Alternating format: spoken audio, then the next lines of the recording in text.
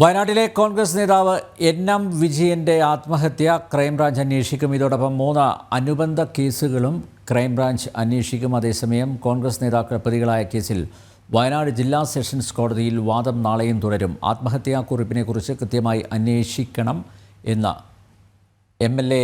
IC ബാലകൃഷ്ണന്റെ അഭിഭാഷകൻ വാദം തീരുന്നതുവരെ അറസ്റ്റ് ചെയ്യരുതെന്ന് കോടതിയുടെ നിർദ്ദേശം. അർജുൻ PS ചേരുന്നു. അർജുൻ, എന്തായാലും ക്രൈംബ്രാഞ്ച് അന്വേഷണം ഏറ്റെടുക്കും. എം.എൽ.എ. IC ബാലകൃഷ്ണൻ മുൻകൂർ ജാമ്യത്തിനായി കോടതിയെ സമീപിച്ചിരിക്കുകയാണ്. ഒപ്പം DCC അധ്യക്ഷനും. ഇന്ന് എന്തൊക്കെ വാദങ്ങളാണ് ഇവരുടെ അഭിഭാഷക കോടതിയിൽ ഉയർത്തിയത്? അനിൽ രാവിലെ മുതൽ വലിയ ഒരു പ്രതിവാദങ്ങളാണ് കോടതിയിൽ നടന്നത്. ഇത്തരത്തിൽ വാദം എന്ന് പറയുന്നത് IC ബാലകൃഷ്ണൻ അടക്കമുള്ള വിദ്യാർത്ഥികളെ അറസ്റ്റ് ചെയ്യരുതെന്ന് കോടതി ആ വാദത്തിന് ശേഷം നിർദ്ദേശം നൽകിയിട്ടുണ്ട്.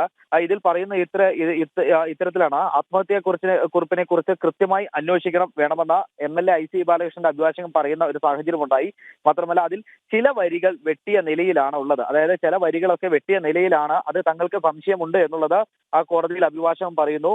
MLA-ക്കെതിരെ രാഷ്ട്രീയ വേട്ടയാടൽ നടക്കുകയാണെന്നും മാത്രമല്ല IC ബാലകൃഷ്ണൻ ഹൃദ്രോഗത്തിന് ചികിത്സയിലാണെന്നും അഭിഭാഷകൻ ആ കോടതിയിൽ പറഞ്ഞിട്ടുണ്ട്. ഈ ഒരു സാഹചര്യത്തിലാണ് കോടതി അന്തിമ വിധി വരുന്നത് വരെ IC ബാലകൃഷ്ണനെയോ DCC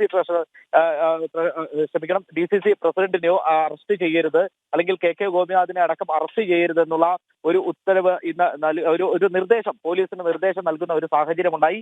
നാളെയും എന്തിനാ തന്നെയും വാദം തുടരും. അതിനിടയ്ക്കാണ് ഇത്തരത്തിലൊരു ക്രൈംബ്രാഞ്ച് അന്വേഷണവും ഇവിടെ തുടങ്ങുന്നത്. പോലീസ് കോടതിയിൽ നൽകിയിട്ടുണ്ട്. പ്രോസിക്യൂഷൻ കോടതിയിൽ അതിനെക്കുറിച്ചുള്ള റിപ്പോർട്ട് നൽകിയിട്ടുണ്ട്. ക്രൈംബ്രാഞ്ചിന് വിട്ടതുമായി ബന്ധപ്പെട്ടുള്ള റിപ്പോർട്ട് നൽകിയിട്ടുണ്ട്. എന്നാൽ തന്നെയും ക്രൈംബ്രാഞ്ച് അന്വേഷിക്കുക, NM വിജയന്റെ ആത്മഹത്യയാണ് ആദ്യ പ്രയോറിറ്റിയായി അന്വേഷിക്കുക. മറ്റൊന്നെന്ന് പറയുന്നത് 3 വഞ്ചനാ കേസുകളാണ്. അതായത് പത്രോസ് താളൂർ, സായൂജ്, ഷാജി എന്നിവർ നൽകിയ പരാതിയിലാണ് കേസുകൾ ഉള്ളത്. കേസുകൾ എതിരെ വരുന്നത് ഈ 3 പേരെയും തന്നെയാണ്. അതായത് നേരത്തെ ഈ ജാമ്യാപേക്ഷ നൽകിയ 3 പേർക്കെതിരെയും തന്നെയാണ് ഈ കേസുകളും നൽകിയിട്ടുള്ളത്. ആ കേസുകളാണ് ഈ ക്രൈംബ്രാഞ്ച് അന്വേഷിക്കുകയും ചെയ്യുന്നത്. 1 IC Balakrishnan, MLA IC Balakrishnan, 2 DCC president Appachan, ND Appachan, അതുപോലെ തന്നെ ഇത്തരത്തിലുള്ള പഴയ കോൺഗ്രസ് നേതാവ് KK ഗോപിനാഥ്.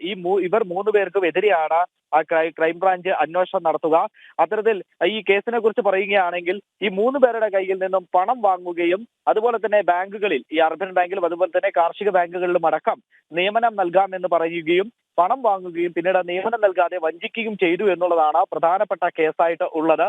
അതായിരിക്കും ഈ ക്രൈംബ്രാഞ്ച് അന്വേഷിക്കുക. നിലവിൽ പോലീസും വിജിലൻസും അന്വേഷിച്ചുകൊണ്ടിരിക്കുന്ന കേസാണ് ഇത് എന്ന് പറയുന്നത്. പോലീസ് നേരത്തെ തന്നെ ഇതുമായി ബന്ധപ്പെട്ടിട്ട് ഒരു ബാങ്കുകൾ പരിശോധിക്കുന്ന ഒരു സാഹചര്യം ഉണ്ടായിരുന്നു. ഈ ബാങ്കുകൾ പരിശോധിച്ചപ്പോൾ NM വിജയന്റെ പേഴ്സണലായിട്ട് മാത്രം, അല്ലെങ്കിൽ അദ്ദേഹത്തിൻ്റെതായി മാത്രമുള്ള കടം 1 കോടി രൂപയോളമാണ്. ഈ കടം വന്നത് ഈ ബാങ്കുകളിൽ നിയമനം നൽകാമെന്ന് പറഞ്ഞുകൊണ്ട് IC ബാലകൃഷ്ണൻ അടക്കമുള്ളവർക്ക് വേണ്ടി NM വിജയൻ പണം വാങ്ങി ഇവർക്ക് നൽകുകയും തുടർന്ന് NM വിജയന്റെ മാത്രം തോളിൽ കെട്ടി, അതായത് ഈ ജോലി നൽകാതെ NM വിജയന്റെ മാത്രം തോളിൽ കയറ്റിക്കൊണ്ട് ആ ഒരു വിഷയം NM വിജയനിൽ ഒതുക്കുവാൻ ശ്രമിക്കുകയായിരുന്നു ഉണ്ടായിരുന്നത്. അതിൽ മനംനൊന്താണ് NM വിജയൻ ആത്മഹത്യ ചെയ്തത് എന്നുള്ളതാണ് പ്രധാനമായും വന്നിട്ടുള്ള ആരോപണം. ആ ആരോപണങ്ങളാണ് പോലീസും അതുപോലെ തന്നെ വിജിലൻസും അന്വേഷിച്ചത്.